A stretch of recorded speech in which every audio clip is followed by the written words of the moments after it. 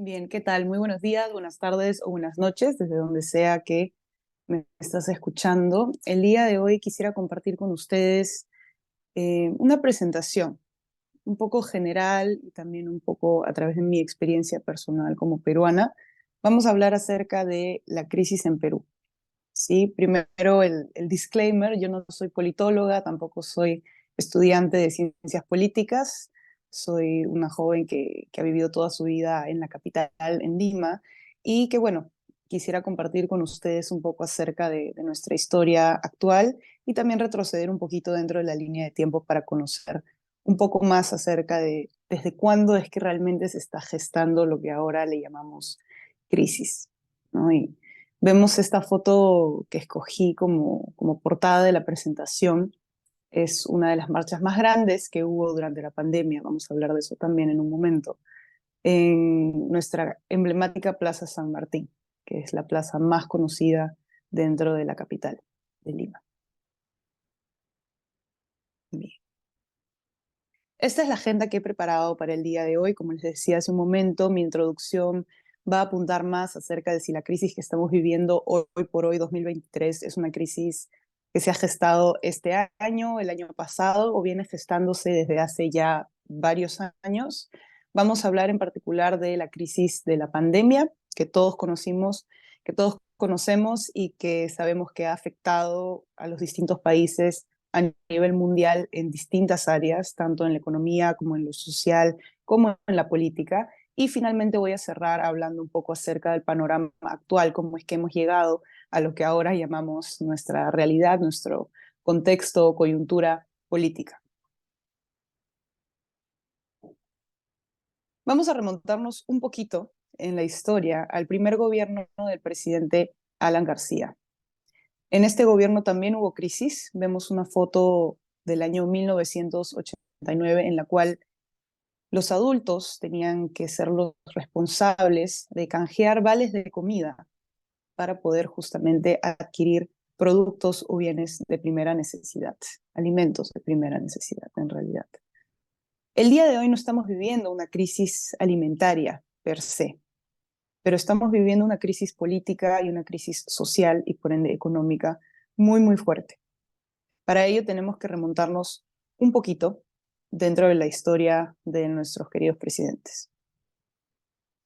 Vemos en la imagen a 5 figuras, 5 personajes, 5 expresidentes que hemos tenido en 6 años, cuando en realidad un periodo presidencial debería durar 5 años aquí en Perú.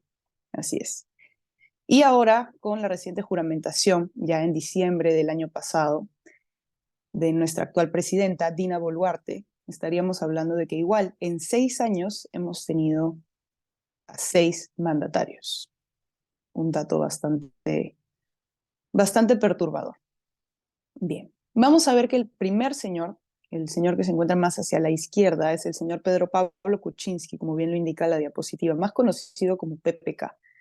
¿Por qué menciono a PPK en primer lugar? PPK en realidad fue un poco, no tanto el culpable, pero quizás el foco de atención cuando se comenzó a gestar nuestra crisis actual, aunque no lo crean, tenemos que remontarnos hacia el 2016.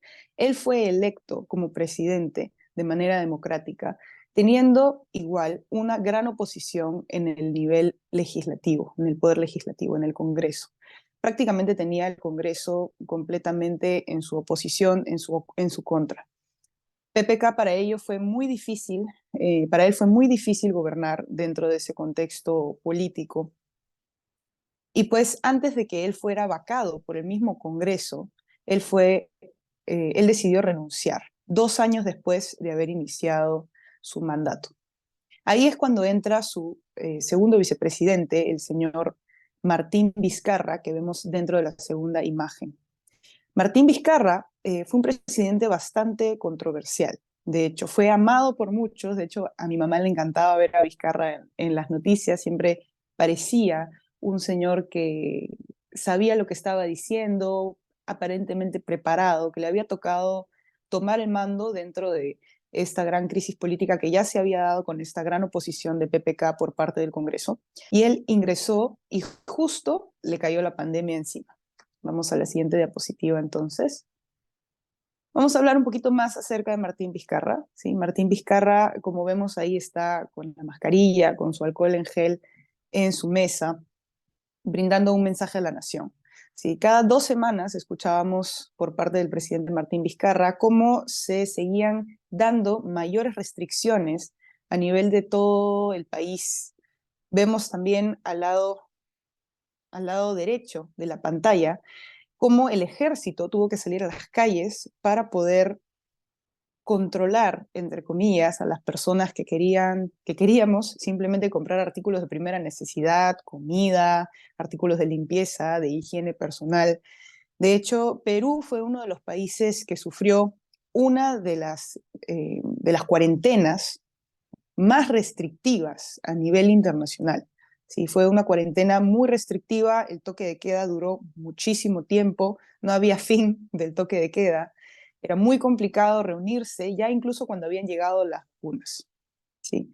Y esto obviamente eh, no pudo no tener un impacto a nivel económico. Efectivamente, Perú experimentó una de las caídas más drásticas en toda su historia económica. El PBI peruano cayó en un 30.2%, según el Instituto de Estadística Nacional. Volviendo un poco a la diapositiva anterior. Martín Vizcarra terminó siendo vacado porque el Congreso tampoco lo dejó gobernar, pero él no hizo lo mismo que PPK, no decidió renunciar. Él intentó disolver el Congreso, y cuando disuelve el Congreso es que el Congreso decide vacarlo. El Congreso, antes de que sea disuelto, lo llega a vacar a Martín Vizcarra. Convocan entonces a nuevas elecciones y él es vacado por incapacidad moral, así como lo escuchan, una herramienta democrática para poder, de cierta forma, hacer que el presidente salga por parte del Congreso. Es un arma democrática que utilizó el Congreso en ese momento. Luego ingresa no el señor del medio, que es Francisco Sagasti, sino el señor de la cuarta imagen. Vamos a verlo ahí. Manuel Merino, el presidente más controversial y que menor tiempo duró en el cargo. Él duró en el cargo 6 días. Definitivamente fue eh, uno de los mandatos, por más breves que fue, más violentos que hubo en la historia de nuestro país.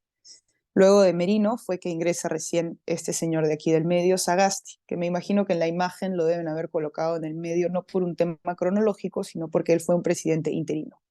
Él en realidad no era vicepresidente ya, sino era el jefe de Estado en ese momento, que fue escogido como presidente de manera eh, democrática.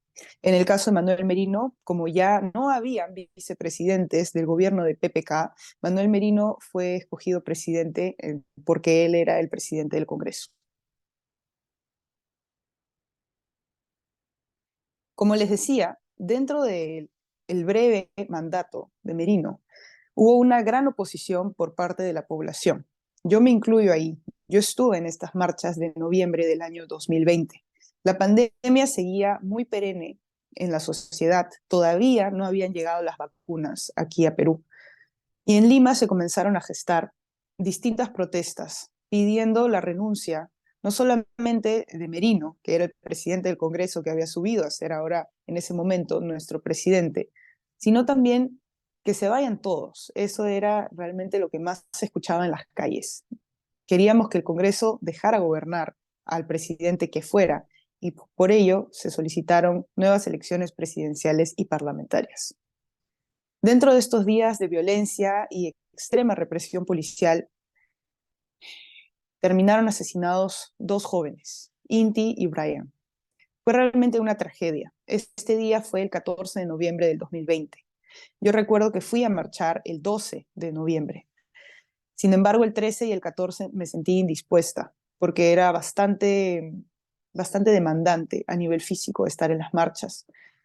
Nos cayeron bombas lacrimógenas, la policía nos correteó, sentíamos miedo, escuchábamos disparos por parte de la primera línea eh, de defensa.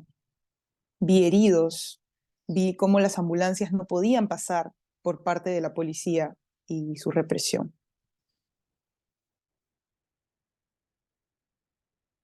Después de lo que les comentaba del presidente interino Francisco Sagasti, que ingresó después de la final renuncia de Merino, luego de estas protestas y del fallecimiento de estos dos jóvenes, comienza el inicio del fin, como lo he colocado aquí en la diapositiva. Este expresidente, Pedro Castillo, fue elegido de manera democrática, una vez que Francisco Sagasti, el presidente interino anterior, terminara oficialmente su mandato interino, valga la redundancia. Entra entonces Pedro Castillo,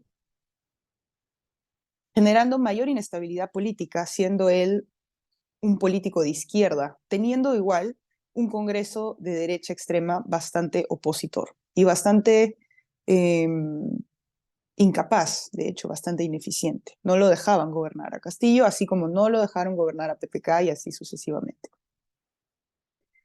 Para darles simplemente una muestra de la inestabilidad política que trajo consigo Castillo y su gran oposición por parte del Congreso, tuvimos 5 gabinetes de ministros en tan solo 18 meses, en un año y medio. Además de ello, él contaba con su vicepresidenta, Dina Boluarte. Y coloco esta imagen porque sabemos que ahora Dina es nuestra presidenta actual. Me da pena y me da vergüenza admitir que esta mujer de la imagen es nuestra primera presidenta mujer, siendo ella una persona tan violenta, tan hipócrita y tan frívola, como ha demostrado serlo en estos últimos meses desde que juramentó el 7 de diciembre del pasado 2022. Pongo esta imagen aquí para recordar también que ella, cuando ingresó con Castillo a la presidencia, ella dijo, si Castillo se va, me voy con él. Pues resulta que cuando lo llegan a vacar a Castillo por querer disolver al Congreso nuevamente, ella no decide irse, ella decide quedarse y juramenta como presidenta. Cabe resaltar que Castillo no estaba subvencionando ningún tipo de control de medios, como se ha venido realizando y como se realiza lamentablemente en Latinoamérica para poder controlar los medios de comunicación y monopolizarlos. Castillo decidió dejar de financiar de manera legal, porque aunque no lo crean, hay un plan que se llama el Plan Reactiva, que permite que de cierta forma los políticos puedan controlar o persuadir la opinión de los medios de comunicación de manera legal, más no moral. Pedro Castillo decidió dejar de financiar estos fondos y Dina en su lugar decidió hacerlo. Es por ello que no podemos ver imágenes como el de la primera, como el de la foto de la portada de mi presentación. Para el caso de sus marchas, de las marchas en contra de ella, han sido marchas grandísimas, no solamente que se han concentrado en la capital, sino también en distintas áreas del país. Nosotros tenemos 25 departamentos que vendrían a ser como 25 estados, son bastante grandes nuestros departamentos. Se han llevado, hemos visto cierres de carreteras por días y días y horas, en los cuales la policía ha respondido con una extrema violencia a los manifestantes. Ha habido casos en los cuales las marchas han sido exclusivamente pacíficas, simplemente personas, como vemos en la segunda imagen, ¿no? Levantando sus pancartas, cantando arengas, ¿no? Fomentando, haciéndose escuchar, en realidad, sin ningún tipo de violencia o incitación. Y también hemos visto una gran represión policial. Antes de cerrar, me gustaría decir que estamos dentro de una situación política, económica y social bastante complicada. Yo tengo la suerte de encontrarme en la capital y de momento puedo realizar mis labores sin ningún tipo de problemas. No es que se estén dando marchas en los puntos principales de la ciudad. Las marchas han cesado un poco, pero en varios lugares del país sigue habiendo bastante represión a las manifestaciones que se dan, incluso a periodistas. Cabe resaltar también que en estos días de gobierno de Dina ha habido más de 60 fallecidos y alrededor de 1.300 heridos. Las personas, ¿qué piden? El cierre del Congreso piden que se convoque a nuevas elecciones parlamentarias y presidenciales. Y estamos viendo la posibilidad de que se adelanten las elecciones al próximo año 2024.